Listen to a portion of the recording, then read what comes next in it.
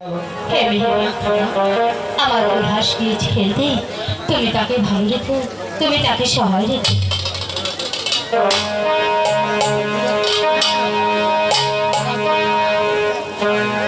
মা মা চুলহাস মা মাগো বাবা, তুই এসেছিস বাবা? আমি অনেক চিন্তা করেছি যে আমার উল্লাস কোথায় গিয়েছে। মা মাগো বাবা আমি আপনার কাছে একটি কথা জানতে চাবো মা। বলো বাবা। মুসলমানের ঘরে যদি কোনো ছেলে সন্তান হয় তাদের নাকি আকিকা হয় মা। হ্যাঁ বাবা। তাহলে আমার আকিকা কি শেষ হয়েছে মা? না বাবা, আমি তো তোমার কোনো আকিকা করিনি বাবা। তাহলে আমি ওই বনমাতে গিয়ে একটি হরিণ শিকার করে আমার আকিকা আমি নিজে সেরে নেবো মা। না শুধু আমাকে হাসি মুখে বিদায় দেন না মা। বাবা না, তুই এমন কথা বলিস না বাবা, আমি তোকে ছেড়ে থাকতে পারবো না বাবা। মা মাগো আমি তো হরিণ শিকারে যাবোই মা। আমি একটি হরিণ শিকার করে চলে আসবো মা। ওরে বিদায় দেন বিদায় দেন মা, বিদায় দেন আমারে ঘরে।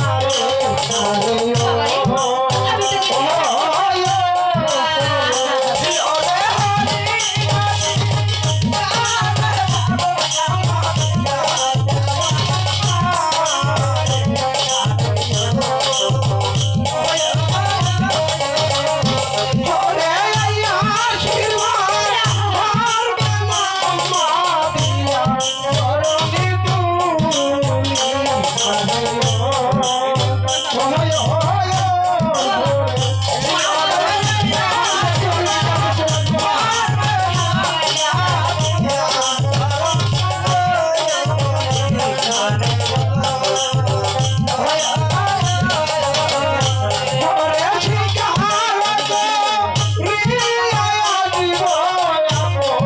আমি বিদায় দেন আমারে ঘরে।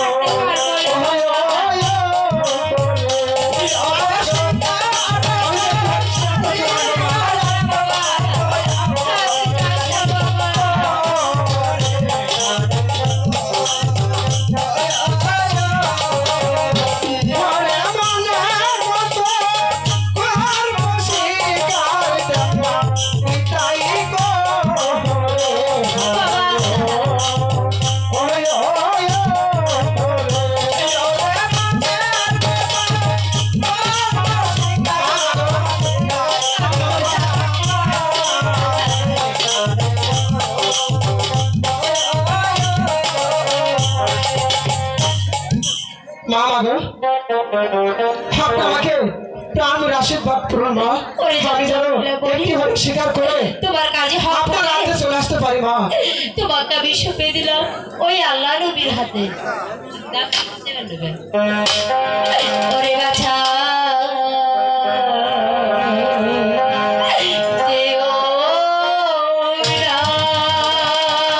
কি বলছেন মা? ওরে বাছা মা মাগো একটি হরিণ শিকার করতে যাবো মা। একটি হরিণ শিকার করার সময় আপনার চোখে পানি দেখতে পাই, আমি শিকার দেখতে পারবো না মা।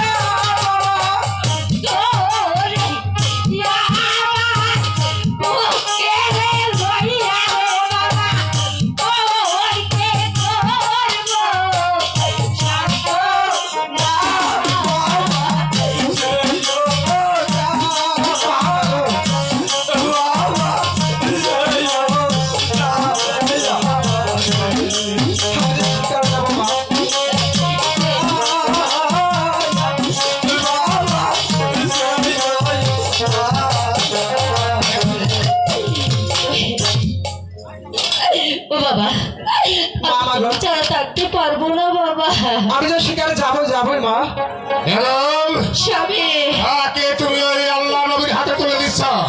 স্বামী এরম আমার জোরহাস বলেছে বাবু তুমি কি আমার কোনো আকিকা করেছ?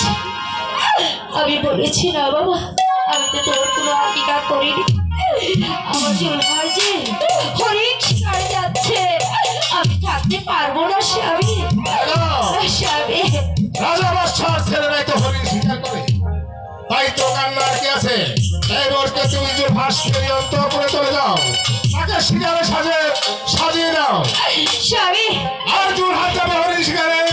তুমি এই মুহূর্তে জোড়াকে একা যেতে দিও না, আমার দুই বৃক্ষ উজির সাহেবের হাতে আমি তুলে দিব। যাও তুমি যে ফাঁস ফেরি অন্তঃপুরে যাও। বাবা জোরহাস তাই চলেন মা, চল যাই বাবা। তাই চলেন। আমার পুত্র জোর হাত যাবে হরিণ শিকারে, তাই তো এই মুহূর্তে আমি ওদের হাতে তুলে দেব। কোথায় কি আছিস?